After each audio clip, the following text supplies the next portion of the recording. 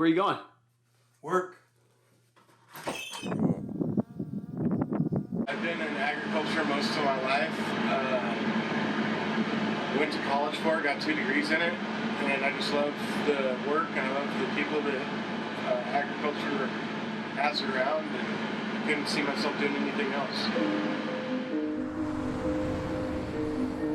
There are over 500,000 people in Colorado with a disability who are 16 years of age and older. 30% of them are employed. It's a huge gap compared to people who don't have a disability. That compares to 71% of people who have no disability.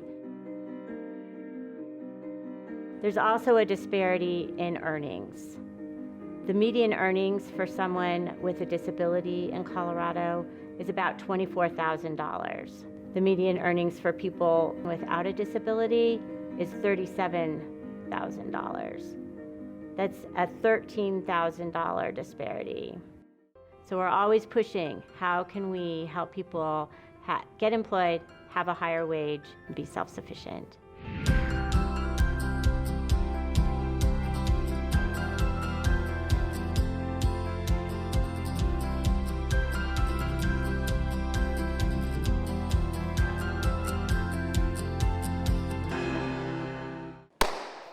Take one.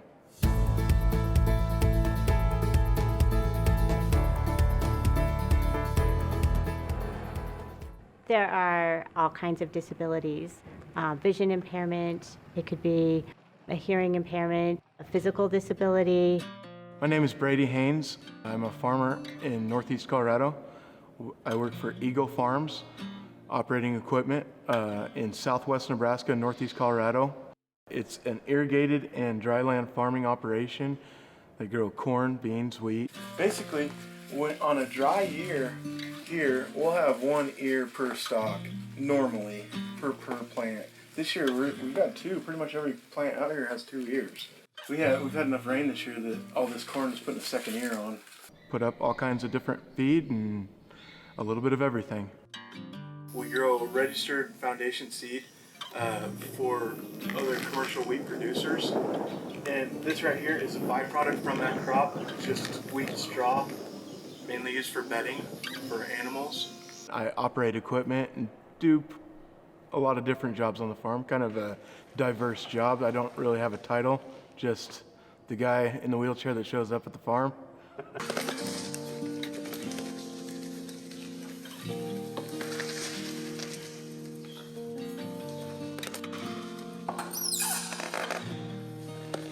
One of the responsibilities on the farm that I've had, one of the things I've done is helped operate a seed treater. We will put raw seed in to this hopper right here, and it will drop down into this belt conveyor and go into this gray drum, and we'll be able to add different chemicals to do different things for the seed once we get it put in the ground, whether it's fungicide, inoculants, different types of chemicals to basically promote the health and the yield potential of a crop.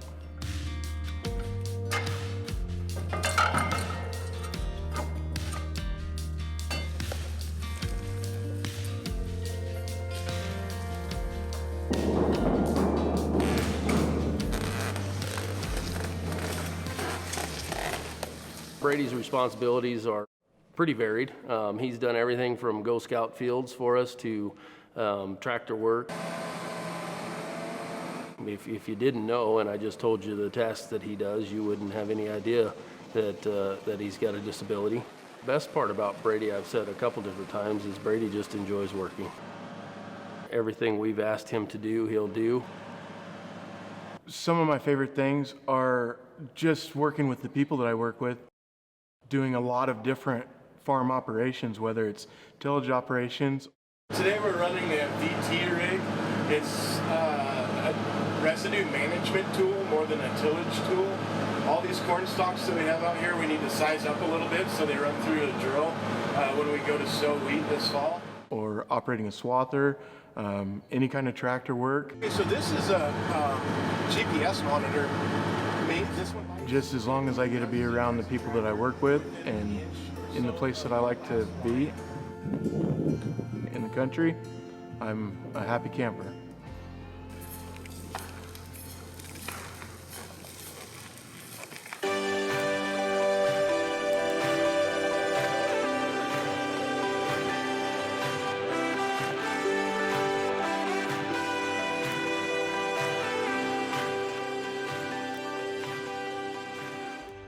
My name is Serena Gilbert, and I work for the Colorado Division of Vocational Rehabilitation. Currently, I am a rehabilitation counselor specializing in working with young adults with disabilities. I have worked for DVR for approximately 9 years, and I started out as a counselor in our system. It's called Counselor 1, and I've always been working with young adults. And then in 2016, I progressed to a Counselor 2, which in Colorado, the specific position that I have is a regional lead counselor for transitioning youth. I was going over all of the reports that you submitted, I think it was last week, and I know it's been super painful, like this whole last month going over like all the services you guys provided and all that fun stuff, but there was only one change that had to be made in all of the like 50 some odd reports that you gave me. So I specialize in working with young adults, but also providing training to other counselors in our region, setting up special programs, and developing partnerships with all of our community partners. She's gained knowledge in our youth, services program, which is very important for us. We, serve all types of disabilities, but the youth kind of program movement is growing. She's out, at the schools, getting them to sign up for our program, identifying, what their needs are, and also looking at how can we best, serve our youth. I love working with young adults because I start working with them when they're only 15 years old, most of them, and up to age 24. So when they're that young, it's kind of nice to be that first exposure to what is it that you want to do? How are you going to get there? Let's get you back out. Let's get you networking with some people. And what are some things that you never even considered were possible?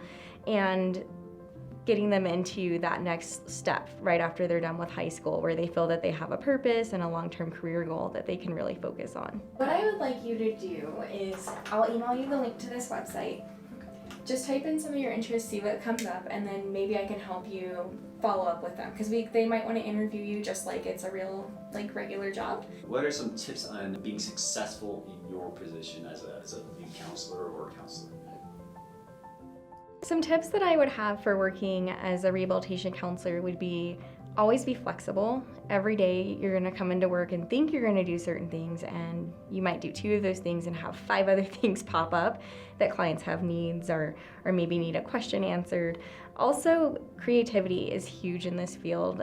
Sometimes we have to kind of find some employers that we haven't worked with before, or small businesses, to partner with us on different programs. And that definitely takes a lot of creativity and diligence and extreme patience, because you hear a lot of no's sometimes, but it's kind of cheesy, but it only takes one yes to get to that next step that you need. She is definitely, a go-to person in the region, in the state, for counselors that may have questions about certain youth service programs. So as we are helping our clients, we are looking at the labor market information and what jobs are growing, where there's the opportunity. We also have business outreach specialists who work with employers across our state. We have 9 of them. They've reached out to over 1,200 employers this past year to find jobs for people with disabilities and really bring the information back to our counselors and to individuals looking for work about what kind of jobs are necessary, what kind of skills that employers are looking for. And we're placing people in all sorts of industries, including agriculture, retail.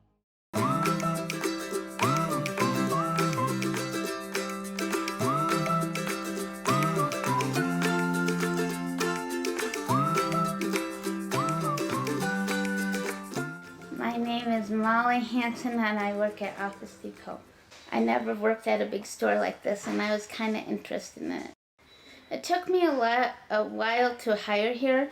I did Office Depot in high school. I do all the supplies. I put little stoppers on. Nice. I restock the shelves. What's your favorite thing to do here? Favorite? Everything. What's one of your everything favorites? Putting stuff away, like stock stuff. She's really started to catch on and take control of what she's doing, and really helps me figure out what I'm doing a little bit more. She's brought up some questions that I haven't even come across yet, so she's dug deep and she's helped me out a lot as well. I like the friendly people. I get off and then I'm knocked out after I'm done, but I do a good job and I get good paychecks and I love it a lot. Fist bump? There it is. We create with our client a plan for employment. That plan includes a large range of things that are really targeted to the needs of that individual person. We can provide assistive technology that may help them on the job. The first thing that they do is an assessment. My pickup that I use to get in and out of the tractor, Department of Vocational Rehabilitation sent me to an ag-ability counselor to identify what modifications I needed to get in and out of equipment to do my job. They come to your farm and they try to come up with the roadmap for the most efficient, effective way for you to not only just do your job, but do it to the best of your ability. Ag-ability can come up with the recommendations, but DVR helps implement them through their counselors. Taryn, who's my counselor in Sterling now, has just been incredible to work with. In Brady's case, we partnered with Ag-ability, and they came to his farm and kind of assessed his needs and made a report of recommendations that we could purchase items from that list. One thing we purchased was a truck bed lift.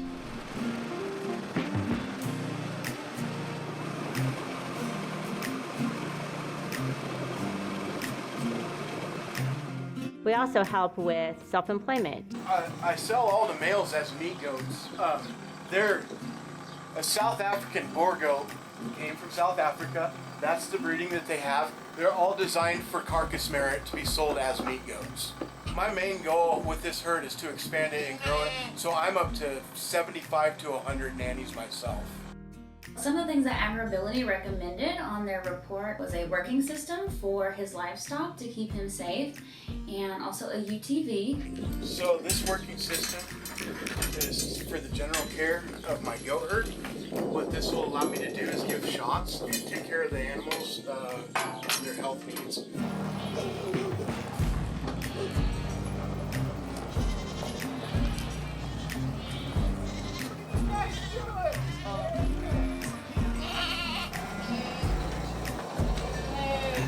This is my meat goat herd.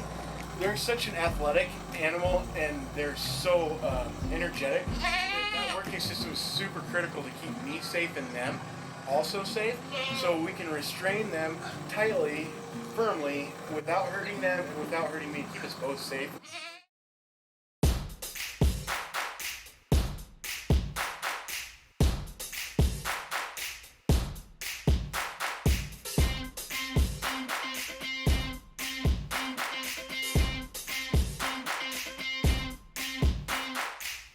My name is Tom Maloney. I work at Blue Star Recyclers.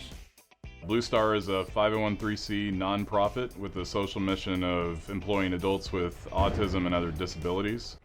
Bill Morris, our founder, was working with a day program where there were some folks disassembling electronics, and he just noticed really quickly that they had a very specific skill set. The way they took apart the electronics was the same way every time, very systematic. So I've worked here for 2 years. I started out just doing the front counter because they didn't quite have a position for me. But as soon as they found out sort of my skill set, I took over more of a supervisory role. I started this resale program. I started helping the guys in the front, stacking them out with their computers. What's your favorite part about supervising? Delegation. My favorite part about supervising is delegation, of course. No, it's great to kind of get the work done but also to be able to then, okay, I have the bigger picture in mind also, because I was doing it all myself. I was okay, well, I have to sort all this RAM and I have to do these specific things. Now I can kind of be like, okay, I've got these guys doing this, so I can now find out who wants to buy the stuff and what more we can get. I can kind of do a little bit of higher level planning and that kind of stuff. he just had such a wide skill set that we kind of threw everything at him at one time. He runs our social media, our refurb and digital equity program, and it's really taken off this year under his guidance. We've really found that this is a superior workforce, plain and simple. They come to work on time, they come to work every day. We don't have any absenteeism or lost time to accidents, and our turnover is almost zero in an industry where the average turnover is about 300%. We can keep track of our fuel usage, keep track of our work rate. Like right now, I'm going really fast. Can you talk about any accommodations you've made, or if you have any? So accommodations we've made have been very minimal, really. Eagle Farms has been great about getting me into equipment that kind of has a minimum requirement for the use of my legs. I don't have a hand clutch anymore.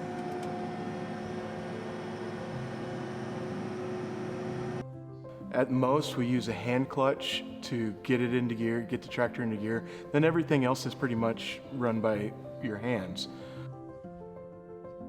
If there's something that is an easy thing to do, but it's gonna take a lot for me to do as far as transfers, they kind of have really minimized that for me, helping me fuel up and do things like that, and help me work on equipment that I would have to get on the ground and work on that would just be a pain in the neck for me to do. They show up and help me out with it. They don't necessarily they don't look at my limitations so much as they know that to keep me at 100%, they need to help me watch my skin. They need to help me minimize the wear and tear on my shoulders. And they've done that. I didn't have to ask them to do that. They've just kind of known. And that's been a pretty fantastic thing. So I think one of the interesting things, about Serena, and is her time management and effectiveness of that. So she is able to look at, her work week and say, this is where I've got to be, this is how I need to be there, and coordinate. And I think that's a big piece. She has to, coordinate with, who's, assisting her to get somewhere.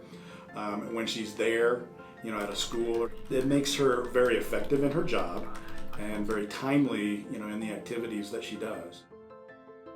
So Serena usually gets around with Metro Mobility, to and from work. She's able to schedule with them to, get to appointments. I think the biggest things are, her computer and her phone and the technology that is on there. As an individual with a vision impairment, I have had a lot of accommodations that have been made for me to be able to do my job.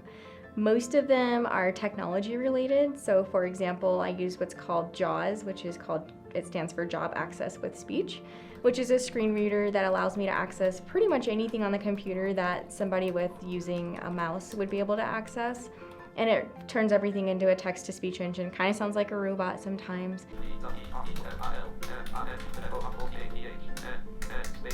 I also have an iPhone that has voiceover on it, which is also a screen reader technology. And then recently, I've gotten a service called IRA approved. And what that is it's visual interpretation for the blind. So what that is via a smartphone app, I can call a trained agent and they can essentially be my virtual eyes. If I'm in an unfamiliar location and I'm trying to find like a front door or catch an Uber or a Lyft, or if I need to read something that's maybe handwritten or would just be more efficient if somebody just could glance at it rather than me trying to scan it or look over it like that. I'm not used to the headsets. Have a good day. I've found as their supervisor the best way to show her what to do or how to do so. Your fancy signature? Yes, ma'am. It was just hands-on with her, so showing her with our little devices or even just walking her right to the product, wherever that may be. You can also count from the end, so there would be 1, 2, 3. Showing her how we put it away, if the packing needs to be unwrapped or anything like that. Really just hands-on and face-to-face with her helps the best. Blue Star, really the only accommodation that we make for our employees when they interview with us is a working interview. We don't do a typical sit-down interview because it's just We've found that folks on the spectrum have a really hard time with that social interaction, especially with somebody they're meeting for the first time. You're not going to be able to determine whether or not they're good at the job by having a traditional interview. So we made it really simple. It's just, can you do the job? So we sit them down in front of a computer, we show them exactly step by step how we take apart that computer, and they go through it. Usually after a couple tries, they pick it up really quickly, and it's really easy to decide whether it's a good fit for us or not. Do you have any advice on working with people with disabilities? I would say the best advice I could be is just be patient and work with them as much as you can, answer all their questions. It's nothing to rush into. It's something they're there to take their time and have a good time, and you're just there to help them, teach them, and smile with them. Any advice, really, I don't have a whole lot. Probably at the outset, there was more wondering whether we would have to have accommodations or anything like that. And I guess my only advice would be, don't assume going in. Just have the relationship just like any other employee. And that's been great with Brady is you don't have to wonder. You know, he's happy to do whatever, and just like any other employee, everybody's the same. Right? No matter what their situation is, everybody's got a story, and it's just part of their background, and you just move forward with that and use their strengths that they have. I'm hoping to really get the message out there that employment is for people with disabilities, and that employers would believe that and see this as the untapped resource that it really is, that people with disabilities would maybe see this film and believe that they could work. They could see themselves in one of these people that you're highlighting, and they believe that they could work. What advice would you give to people with disabilities on job seeking? On job seeking, well, the one thing, again, that I said that helped me is I'm a theater major, so taking an acting class, like just especially for just the interview or improv, they help you sort of loosen up, and they teach you the stuff that neurotypical folks might like kind of understand intuitively. It's actually some good like training for that, and also just self advocate. Don't be afraid to disclose you have a disability. Say, hey, look, I'm looking for this job. I'm really good. I might not do good in this interview because I'm bad with eye contact. I get nervous on that, but show me the job, and I'll show you I can do it. And it's okay to have somebody there helping you. Like if you need somebody to help. Some advice that I would have for individuals with disabilities looking for employment is, number one, figure out what it is you really, really like to do and what would be the best fit for you. Oftentimes in the disability community, we sometimes can tend to settle for, well, this is the place that hired me, so this is where I'm going to kind of remain, or I'm just grateful to have a job. Which job experience is definitely great to have, but if it's something that you really truly are not passionate about, then definitely take that time to look at what is it that I really want to do, where do I want to be, and don't be afraid to take that risk to go to the career that you really will enjoy.